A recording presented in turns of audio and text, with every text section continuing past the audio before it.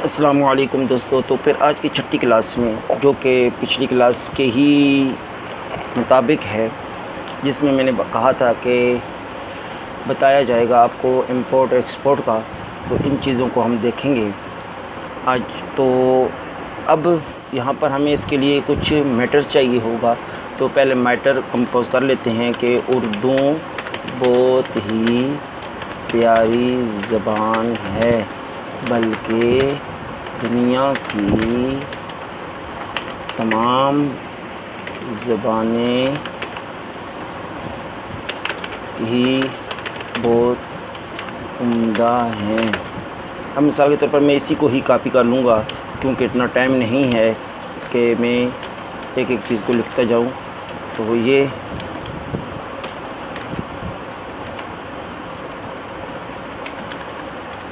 میں 2-3 پیج اس کے پیسٹ کر لیتا ہوں۔ دوستو یہ آپ نے دیکھا کہ اتنا میں نے کر لیا۔ اب مثال کے طور پر اس کا میں تھوڑا سا فونٹ بھی بڑا کر لیتا ہوں کہ چیز آپ کو سمجھ میں آ جائے۔ یہ شارٹ کٹ کی جو فونٹ بڑا کرنے کی ہے وہ کنٹرول F10 ہے، اور چھوٹا کرنے کے لیے کنٹرول F9 ہے۔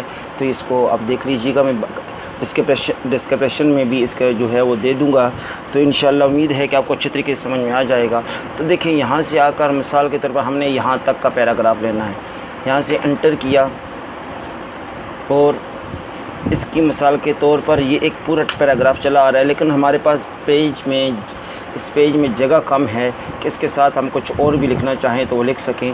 تو یہاں ہم نے لکھا 1، اور یہاں سے آگے پیراگراف کو ہم نے کیا سلیکٹ، اور یہاں سے کر دیا export, control alter Y, control alter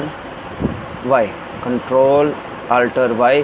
اب اس کو جو ہے ایک فولڈر بنا لیجئے، تاکہ آپ اس میں XYZ کچھ بھی لکھ کر آپ اسے کر سکتے ہیں۔ اس میں ہم نے دے دیا 1، انٹر کریں گے تو یہ وہاں سیو ہو جائے گی۔ اب دیکھیں کنٹرول آلٹر وائی، یہ ہماری فائل ادھر سیو ہے ٹیکسٹ کی۔